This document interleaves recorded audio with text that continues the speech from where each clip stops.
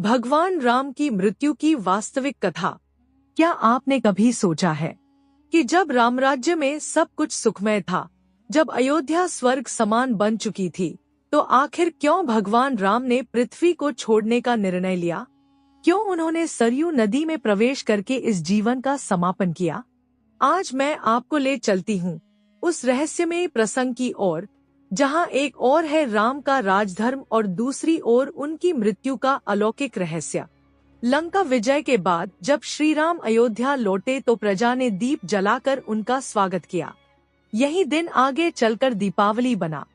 रामराज्य का आरंभ हुआ, जहाँ न किसी को भूख थी, न अन्याय, न रोग। धरती मानो स्वर्ग बन गई थी। भगवान राम ने सीता और लक्ष्मण के साथ न्यायपूर्वक शासन किया। उनके राज्य में लोग कहते, राम के राज्य में किसी को डर नहीं है, सभी अपने कर्तव्यों का पालन करते हैं, धर्म ही सर्वोच्च है। लेकिन समय के साथ नियति ने राम के जीवन में ऐसे मोड़ लाने शुरू किए जो उनके अवतार के अंत की ओर संकेत कर रहे थे। कुछ समय पश्चात एक अद्भुत घटना घटी। एक दिन अयोध्या के द्वार पर काल देवता स्वयं प्रकट हुए। उन्होंने ब्राह्मण रूप धारण कर श्री राम से भेंट की और कहा, हे राम, मुझे आपसे गुप्त वार्ता करनी है, लेकिन ध्यान रहे, इस वार्ता के दौरान यदि कोई बाधा डालेगा तो उसे मृत्यु का आलिंगन करना पड़ेगा। राम ने आदेश दिया कि कोई भी इस वार्ता में प्रवेश न करे। पहरे पर थे लक्ष्मण, लेकिन तभी ऋषि दुर्वासा वहां आए। वे क्रोध के लिए प्रसिद्ध थे। उन्होंने लक्ष्मण से कहा, मुझे तुरंत राम से मिलवाओ, अन्यथा मैं अयोध्या और रामवंश को भस्म कर दूंगा। लक्ष्मण धर्म संकट में फंस गए। एक और राम का आदेश, दूसरी ओर ऋषि का क्रोध। अंततः उन्होंने राम के कक्ष में प्रवेश किया और दुर्वासा को बचाने के लिए आदेश तोड़ा।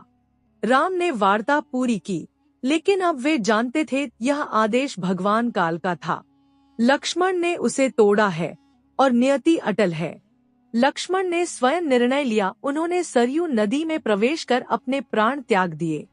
यह देखकर राम व्यथित हुए, पर समझ गए कि समय आ चुका है। काल देवता ने राम से कहा, हे विष्णु के अवतार, आपने पृथ्वी पर अपने अवतार का कार्य पूर्ण कर लिया है। अब समय है कि आप बैकुंठ लौट चलें। राम जानते थे कि वे मानव रूप में अवतरित हुए हैं और उनका अंत भी मानव की तरह ही होगा। लेकिन यह अंत साधारण मृत्यु नहीं था, बल्कि लोक से लोकांतरण था।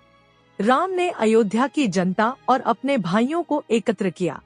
उन्होंने भरत को आदेश दिया कि वे प्रजा का नेतृत्व करें और शत्रुघ्न को विदेशी राज्यों की देखभाल सौंपी।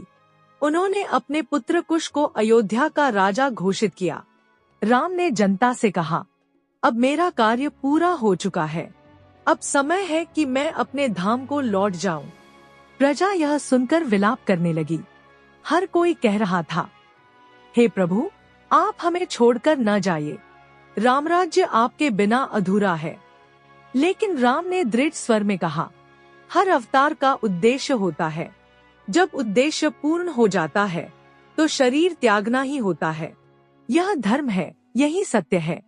फिर वह दिन आया। प्रभात काल में श्री राम अपने राजसी वस्त्र धारण कर सरयू नदी के तट पर पहुँचे। उनके साथ प्रजा, मंत्री, भाई और संतों की भीड़ थी। आकाश में दिव्य प्रकाश फैल गया। ऋषि मुनि वेद पाठ करने लगे। देवता आकाश से पुष्पवर्षा करने लगे। राम ने गंगाजल से आचमन किया और कहा, अब मैं अपने धाम को लौट रहा हूँ। जो मेरे साथ आना चाहे वह भी इस जल में प्रवेश करे। कहा जाता है कि हजारों अयोध्यावासी उस दिन राम के साथ सरयू में कूद पड़े और उनके साथ ही लोकांतरण को प्राप्त हुए। राम ने जल की ओर बढ़ते हुए अपने हाथ जोड़े और धीरे धीरे सरयू के जल में विलीन हो गए। जैसे ही राम का शरीर सरयू में डूबा, वहां का दृश्य अलौकिक हो गया। जल से प्रकट हुए स्वयं भगवान विष्णु। राम का मानव रूप विलीन हो गया और विष्णु का दिव्य रूप चमक उठा। देवताओं ने आकाश से नाद किया, जय श्री राम, जय विष्णु। अवतार का कार्य पूर्ण हुआ। राम के प्रस्थान के बाद अयोध्या शोक में डूब गई। लेकिन संतों ने कहा, यह शोक नहीं, उत्सव है, क्योंकि आज राम अपने धाम लौटे हैं। वे सदा सदा के लिए हमारे हृदयों में जीवित रहेंगे।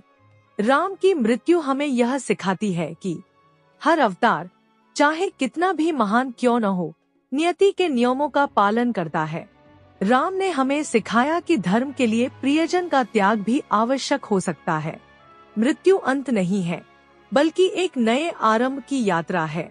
तो यह थी वह कथा, भगवान राम की मृत्यु कैसे हुई। एक और भाई लक्ष्मण का बलिदान, दूसरी ओर राम का सरयू नदी में प्रवेश। यह केवल मृत्यु नहीं थी, बल्कि विष्णु धाम की ओर प्रस्थान था। आज भी जब सरयू का जल बहता है, लोग कहते हैं यह वही धारा है जिसमें स्वयं भगवान राम समा गए थे। आपको ये कहानी कैसी लगी, नीचे कमेंट करके जरूर बताएं। अगर आपको ऐसी रहस्यमयी, ऐतिहासिक और दिल को छू लेने वाली कहानियां पसंद है, तो इस वीडियो को लाइक करें, शेयर करें और सब्सक्राइब करना बिल्कुल न भूलें।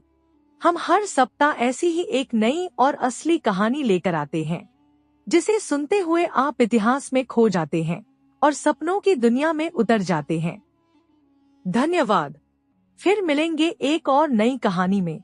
शुभ रात्रि।